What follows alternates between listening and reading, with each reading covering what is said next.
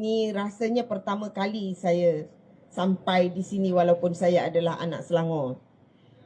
Tapi saya tak tahu sama ada nak ucapkan terima kasih atau sebaliknya kepada sahabat saya, saudara Omak, Anissa dan Puan Arfah, yang mereka telah berjaya mengheret saya keluar daripada zon selesa yang berada di rumah selama ini. 10 tahun lamanya saya tidak keluar, sama ada berkempen maupun berada bersama dengan masyarakat setelah insiden pemecatan Tan Sri Abdul Khalid bin Ibrahim.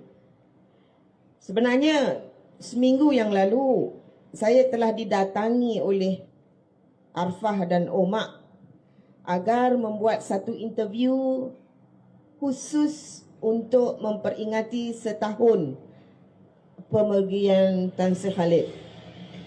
Jadi kerana ianya berkisar kepada pemergian Tan Sri Khalid, maka saya bersetuju. Kalau kempen, kalau direct mereka kata suruh kempen, saya akan tolak lah. Bukan pasal apa, dah lama saya tinggalkan politik, saya takut. Otak pun dah berkarat dan saya tidak begitu mengikuti secara dekat politik tanah air sebab takut darah saya naik. Jadi saya hanya melihat dari jauh dan saya tidak mahu memberi kecacatan kepada program Majlis Penerangan jika saya sendiri tidak begitu mahir dengan politik. Namun apabila diminta untuk diinterview, saya bersetuju. Dan saya ditanyakan dengan beberapa soalan panas.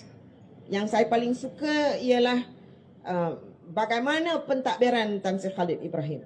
Itu saya paling suka. Sebab memang begitu dekat dengan jiwa kita. Saya cakap kami di Pejabat Menteri Besar sangat selesa bekerja dengan Tan Sri sebab fokusnya satu, jalannya satu, hala tujunya pun satu.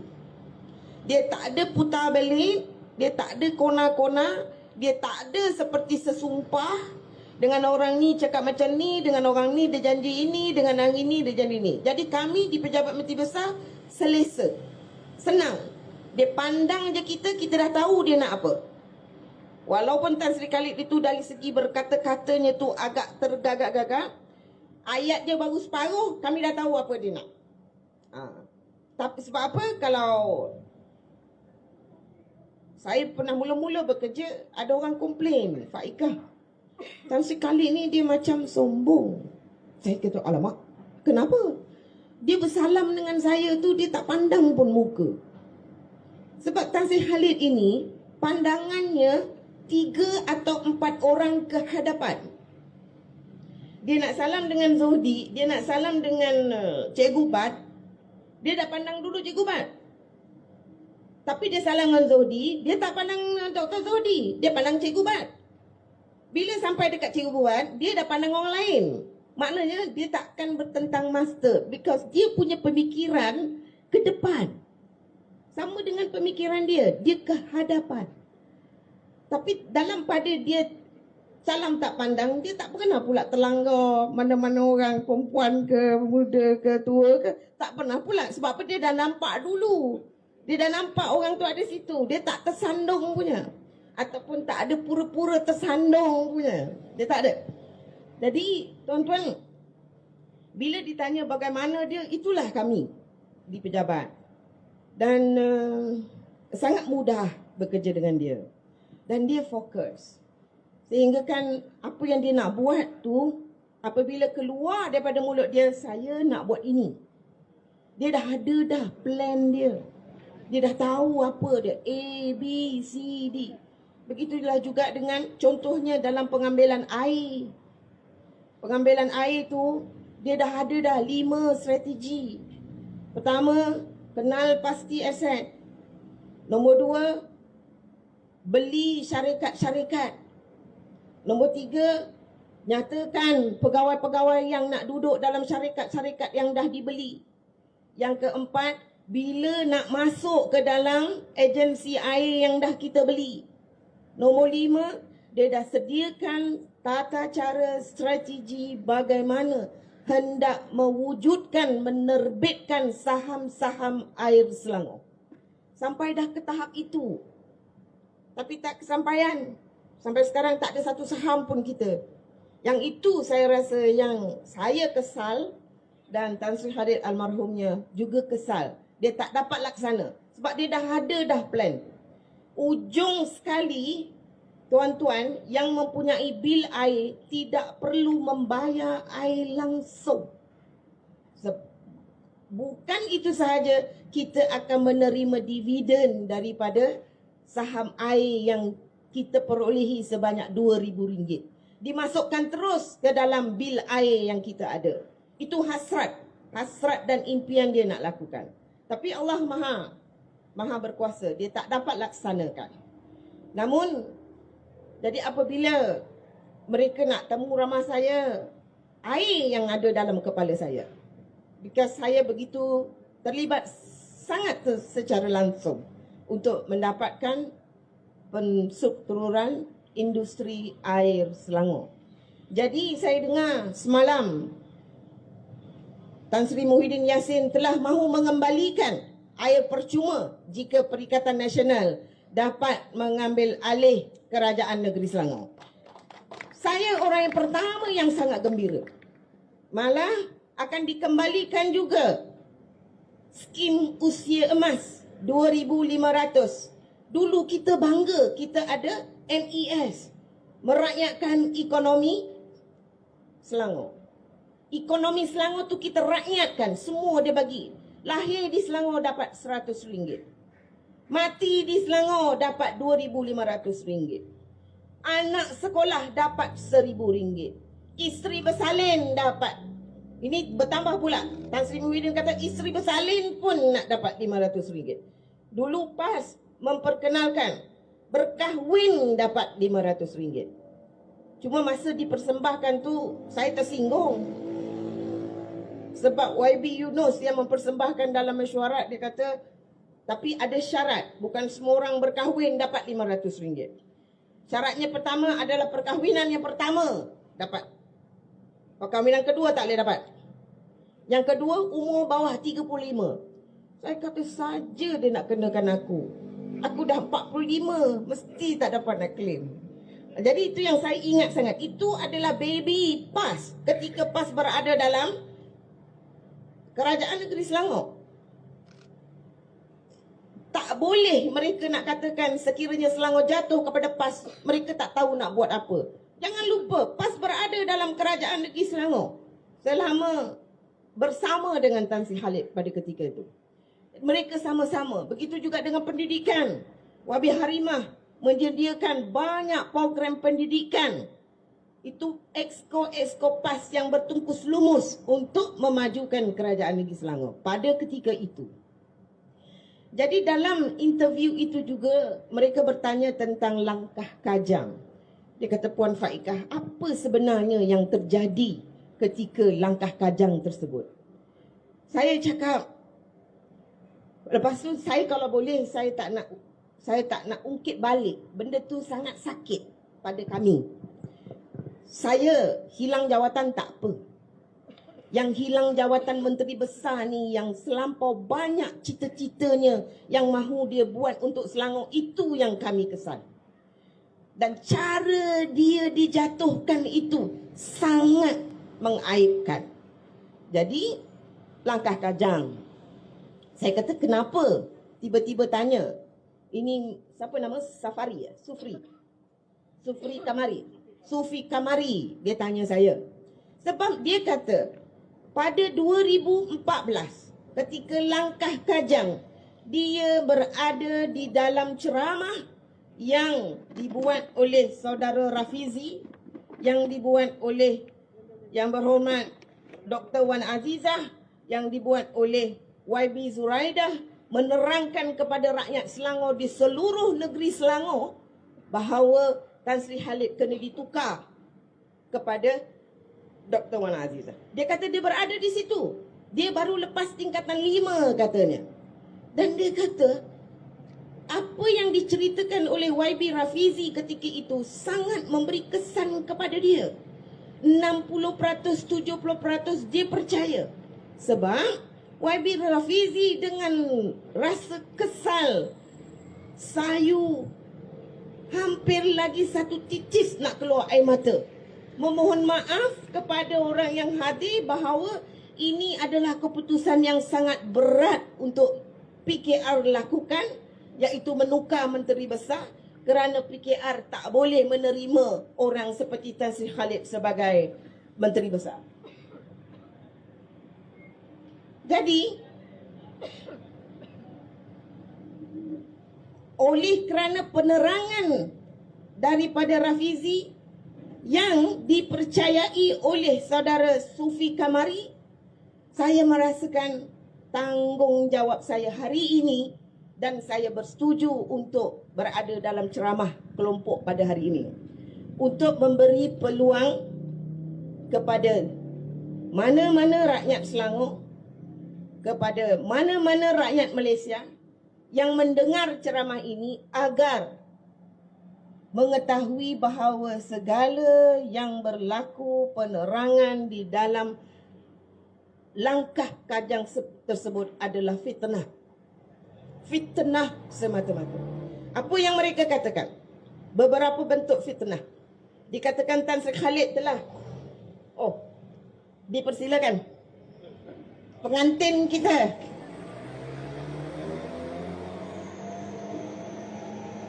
yang kita rayai, calon kita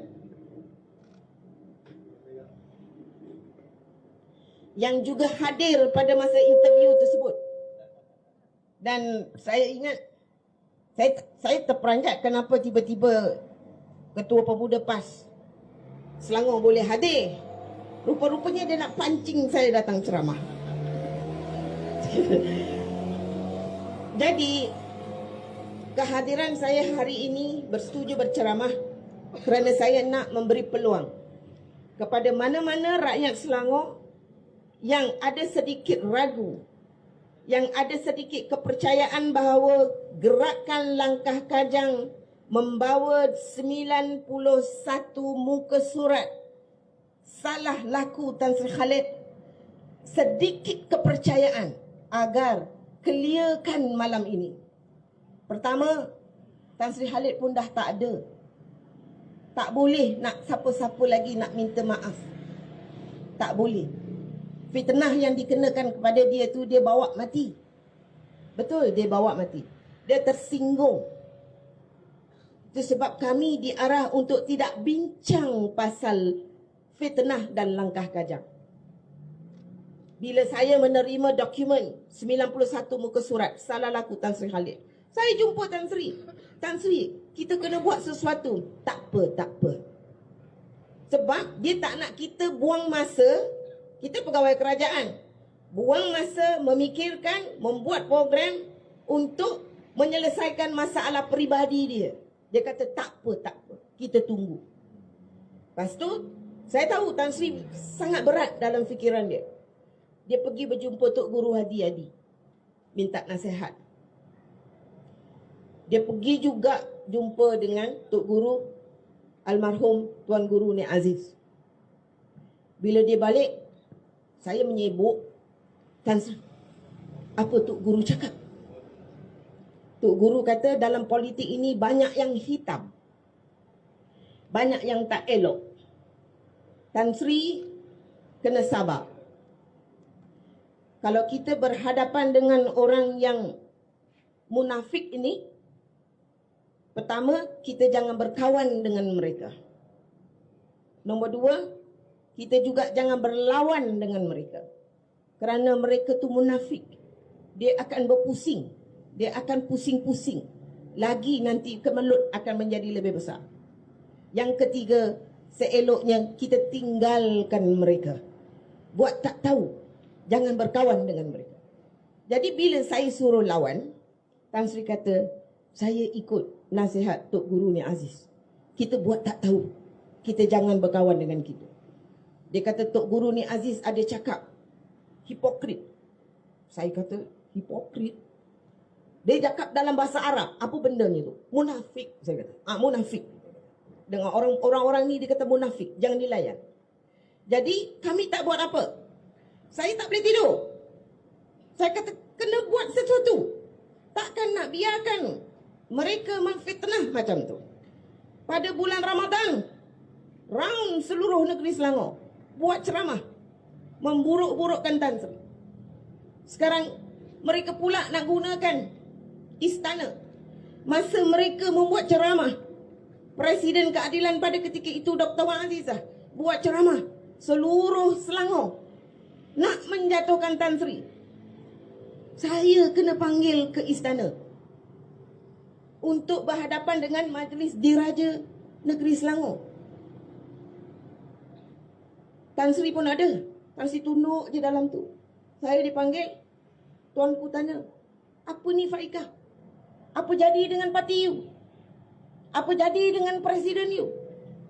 Kenapa you biarkan benda ni berlaku? Saya dipanggil oleh tuanku. Saya nak jawab apa? Saya sengih je.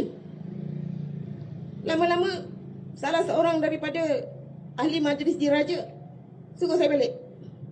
Sebab saya tak boleh nak jawab. Jadi sekarang mereka jangan gunakan majlis diraja untuk menekan Perikatan Nasional. Lebih awal mereka telah biadab dengan kerajaan negeri Selangor. Lebih awal. Jangan sekarang gunakan, sekarang ini laporan oleh Majlis Diraja. Majlis Diraja dah awal-awal mengatakan mereka itu biadab. Beriadab ketika bulan Ramadan, menghina dan memfitnah Menteri Besar Selangor pada ketika itu.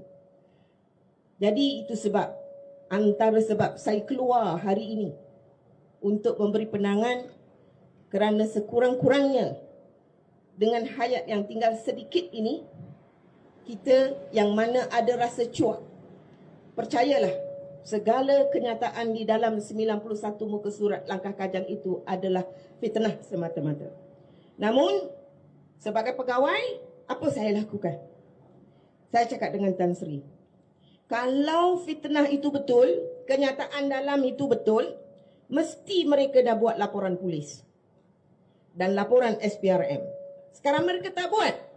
Dia cuma taburkan untuk mewujudkan satu naratif, untuk mewujudkan satu persepsi bahawa telah berlaku rasuah. Rasuah dalam pensurutan air, rasuah dalam penyelesaian hutang Bank Islam. Tan Sri ada hutang dengan Bank Islam 60 juta. Macam mana dia boleh settlekan hutang tersebut tanpa membayar 1 sen pun kepada Bank Islam? Maka ini menunjukkan bahawa telah berlaku salah laku dan pakatan jahat antara Tan Sri dengan UMNO. Itu dia punya naratifnya. Tadi saya kata, takkan kita nak diam. Apa kata kita buat drama sikit? Kita hantar 90 muka surat ini kepada SPRM untuk SPRM siasat. Orang yang dituduh rasuah hantar dokumen minta dia siasat. Dan saya kata boleh, bagus, buat, you buat surat. Dia hantar dia punya setpol. Saya telah dipecat, saya telah dinaikkan pangkat pergi menjadi CEO MBI atas arahan pimpinan parti juga. Faikah ni kena dipecat daripada Setpol. Baru Tan Sri Khalid boleh menjadi Menteri Besar yang kedua. Itu dia punya arahan daripada parti. Maka Tan Sri duduk kona-kona tu masa nak pecat saya tu. Wujudkan pula jawatan baru, CEO dalam MBI, untuk letak saya dekat situ. Tak apalah, saya duduk situ. Tapi saya juga buat kerja-kerja politik, tulis surat dan sebagainya. Dia hantar setiausaha politik, dia hantar ketua setiausaha sulit kepada Menteri Besar untuk pergi SPRM untuk hantar dokumen 91 muka surat untuk SPRM siasat. Memang mereka dah siasat. Kami ni tunggu. Saya hantar surat setiap 2 minggu kepada SPRM, tanya apa update, apa kisah siasatan. Mereka tak jawab. Tapi sehinggalah gerakan untuk memecat Tan Sri itu sudah tidak dapat dibendung. Kerana peguam mereka menasihatkan satu cara sahaja nak memecat Menteri Besar, dengan memecatnya dari parti. Maka Tan Sri pun dipecat dari parti. Bila Tan Sri dipecat dari parti pukul 8 pagi, pukul 11 pagi, saya keluar daripada parti pukul 1 tengah hari. Halas, selamat tinggal PKR. Saya tidak menyesal dan sangat bersyukur saya meninggalkan PKR. Sebab saya lawyer. Saya bukan cari makan dengan berjawatan dalam parti. Mula-mula saya masuk dalam keadilan 1999. Parti ni tak ada apa.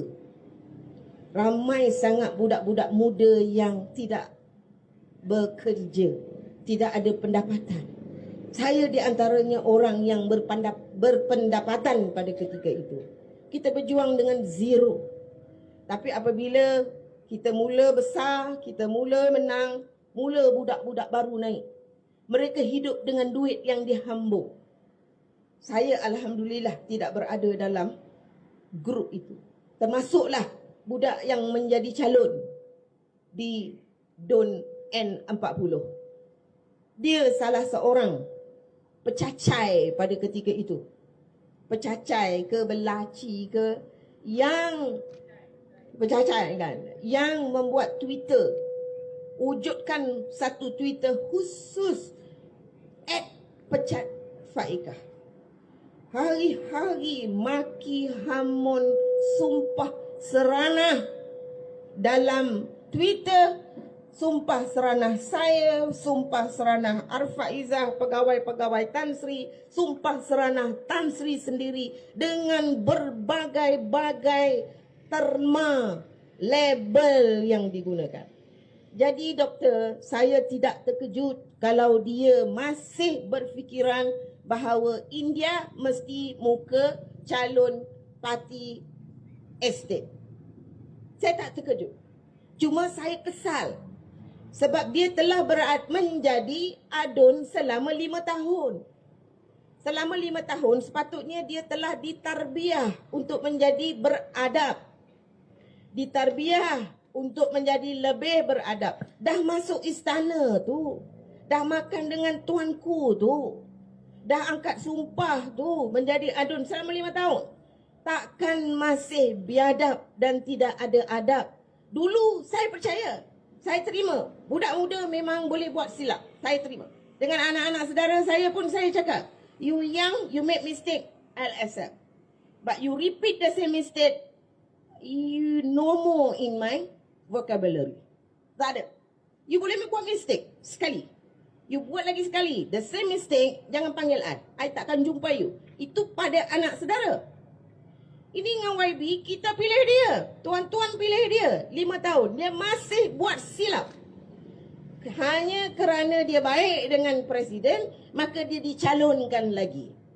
Sepatutnya orang macam ini, resis macam ini, sedang mereka memperjuangkan 3R, tidak dicalonkan lagi. Macam tak ada muka lain. Jadi itu sebab saya kata, antara salah satu sebab saya keluar hari ini pun sebab ini tempat Najwan yang sangat biadab pada 2014, 2013. Dialah Balaci. Tokenya Azmin. Azmin dulu ke? Oh, Azmin sekarang. Tokenya Azmin yang bayar budak-budak ni. Tapi itulah, itu politik. Tak apa, saya terima. Jadi tuan-tuan, tentang yang apabila kita menyiasat, minta SPRM menyiasat langkah 91 muka surat, bila kita dah pun keluar, dah pun dipecat, SPRM mendapati tidak ada satu pun salah laku yang telah dilakukan oleh Tan Sri Khalil. Jadi saya kata dengan Tan Sri, game baru bermula. Mari kita saman. Jadi Tan Sri kata, okay, good. Kita saman. Kita saman dia orang 10 juta. Tan Sri kata, saya ada 10 juta. Kau tak bengang ke? Bengang lah kan. Akhirnya saya tak dipanggil pun dalam mesyuarat untuk saman tu. Tak pernah aku ni tak dipanggil. Untuk saman tu saya tak dipanggil. Sebab semangat saya tu dah macamnya mengatasi emosi dan mengatasi akal lah agaknya. Sebab saya betul-betul nak saman. Sebab mission mereka accomplish. Damage has been done. Dia dah dipecat, dia dah dimalukan. Rakyat pun ramai yang, aku ingat Tan Sri ni bagus lah. Rupa-rupanya dia menipu dengan UMNO. Makcik-makcik kat kampung dah cakap macam tu. Jadi, saman ini hanya geram saya. Tapi Tan Sri setuju, saman. Tapi tak ada saman juta. Dia tak nak saman duit. Dia kata 10 juta dia ada. So, tak saman duit. Saman malu. Fitnah. Bila saman, akhirnya 2015 mereka memang tak ada bukti. Memang tak ada bukti yang Tan Sri buat itu, buat ini, berpakat dengan UMNO, memberi bayar air kepada geng-geng UMNO dengan tinggi, tetapi tak bayar air kepada geng-geng PKR. Itu semua, itu fitnah-fitnah dia. Jadi akhirnya bila mereka tidak dapat mengemukakan sebarang bukti di atas apa yang mereka katakan, mereka bersetuju untuk minta maaf. Sekali lagi, saya geram. Sebab dalam saman fitnah itu, Tan Sri langsung tak mahu letak nama Dr. Wan Azizah sebagai salah seorang yang dia saman. Dia saman Setiausaha Agong. Dia saman PKR. Presiden PKR dia tak saman.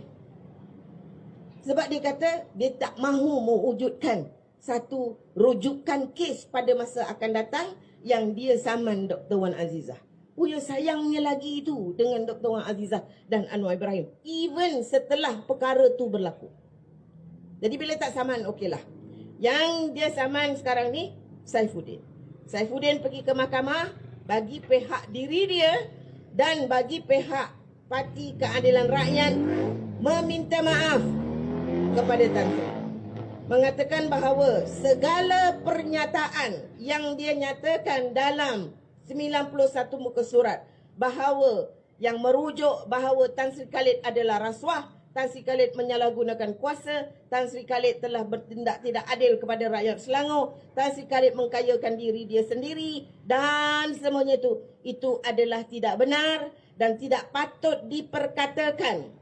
Maka dengan ini saya sebagai diri saya sendiri, Saifuddin Nasution Ismail dan PKR dengan ini memohon maaf dan memberi aku janji tidak akan mengulangi apa-apa yang dinyatakan dalam dokumen itu pada masa ini dan pada masa akan datang, pada bila-bila masa, di mana-mana tempat. Dia minta maaf. Tan Sri ni baik. Dia kata, kalau begitu sempena hari raya ini, saya juga meminta maaf zahir dan batin kepada kepada seluruh rakyat Selangor, kepada PKR dan Saifuddin. Manalah tahu saya juga ada menyinggung perasaan mereka. Terkejut orang. Saya tak pergi mahkamah. Saya memang tak nak pergi mahkamah sebab saya tak nak tengok. Saya akan maki dekat mahkamah kalau saya pergi. Sengaja saya tak pergi. Saya paksa Arfah yang pergi. Arfah pergi. Itu yang dia kata maaf zahir batin keluar. Pun nak kata gitu lagi. Jadi tuan-tuan, kenapa saya sebut benda ni sekarang? Kenapa benda ni penting sekarang? Sebab apa yang berlaku kepada Datuk Sanusi di Kedah seolah-olahnya modus operandi-nya seolah-olahnya sama. Diwujudkan satu naratif, satu cerita bahawa berlaku rasuah, REE, ada yang mendapat keuntungan dari situ. Jadi saya cakap dengan Arfah, apa yang Datuk Sanusi ni hadapi macamnya apa yang langkah Kajang. Tapi siapa yang akan mendapat faedah? Saya kata. Sebab apa dalam langkah Kajang mereka nak dapat faedah sebab apa mereka nak jawatan Menteri Besar. Mereka nak dapat faedah kerana mereka nak bayaran yang lebih tinggi dibayar kepada syarikat air kawan mereka. Yang itu Tan Sri tak nak bagi. Jadi sekarang ni siapa yang akan mendapat laba di Kedah hasil daripada tindakan mereka menjatuhkan Datuk Sanusi? Kami tak faham kisah politik di Kedah.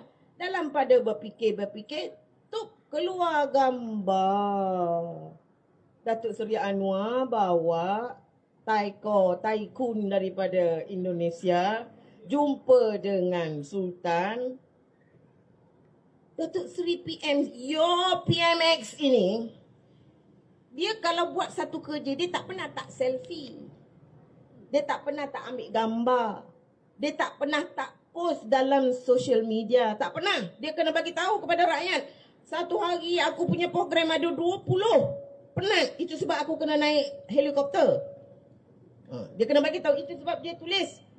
Alhamdulillah berkesempatan berada di sini. Syukur Alhamdulillah usai program di sini. Banyak tulis. Tapi Tang pergi melawat Sultan Kedah bersama dengan taikun ini, dia tak letak.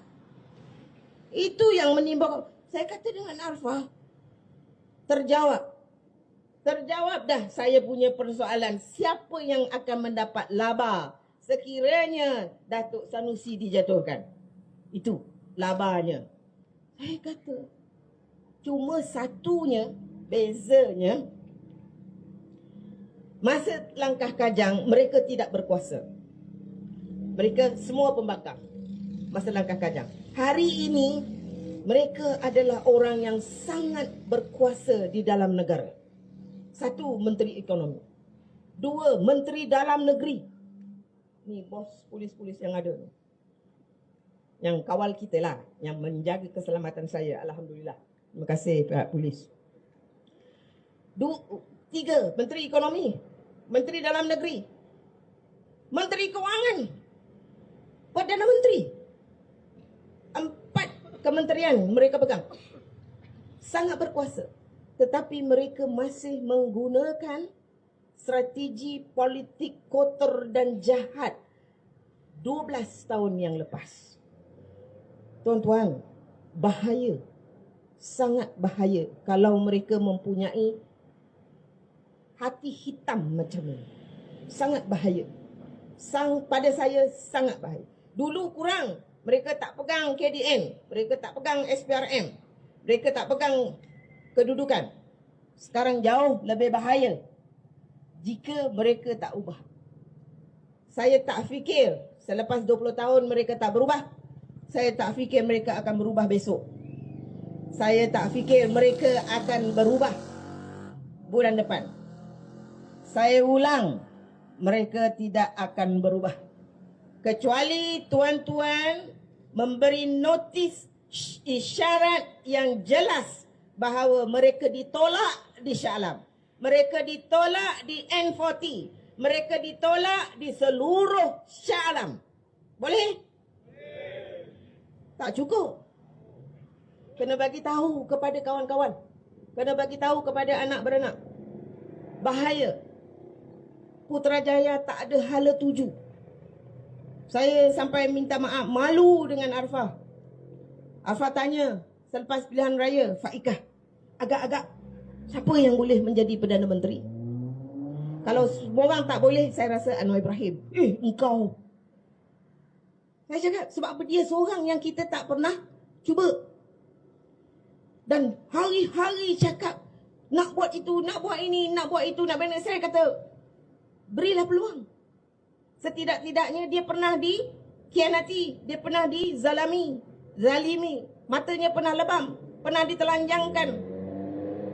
Takkanlah dia nak menghina rakyat. Takkanlah dia nak mengingkari rakyat. Takkanlah. Saya kata takkan. Tok jadilah Perdana Menteri. Rupa-rupanya Allah nak tunjuk dekat kita.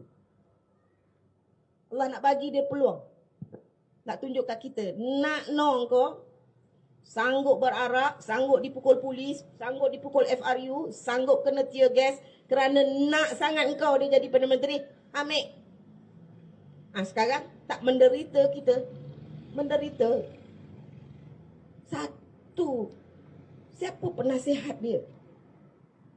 Satu pun dia tak buat. Yang dia janji, satu dia tak buat. Sekurang-kurangnya tak nak turunkan minyak RM100.50. Kurang turunkan 20 sen. Takkan tak boleh. Elektrik, janji 2 minggu nak turun. Nak piat telinga Ananda. Nak piat telinga Vincent Tan. Pemain-pemain.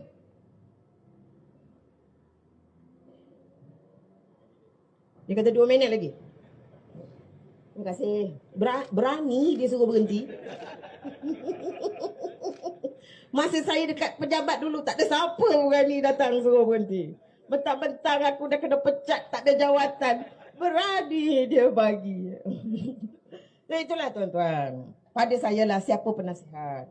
Janganlah buat rakyat ni lekeh sangat. Janji nak turun RM1.50, turunkanlah 10 sen, turunkanlah 20 sen. Janji nak turunkan elektrik, turunkanlah tarif. Kita bukannya tamak, kita bukannya tak faham, kita faham. Tapi turunlah. Tapi janji tak nak jadi Menteri Kewangan, dia jadi pula. Janji tak nak buat nepotisme, lantik anak pula. Janji tak nak bagi jawatan GLC kepada ahli-ahli parlimen dan ahli-ahli parti, bagi pula. Boleh tak saya ikut sikit cakap Sanusi? Boleh?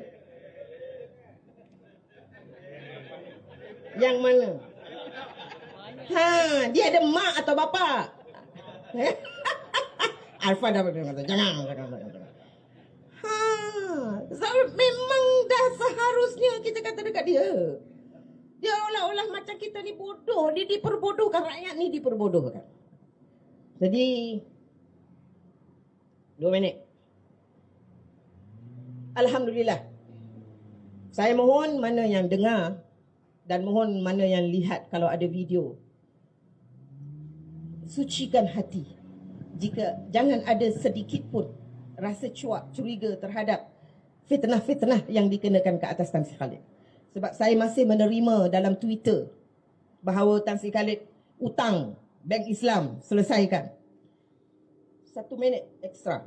Bank Islam ni tuan-tuan, Tan Sri Khalid buat pinjaman. Bank Islam.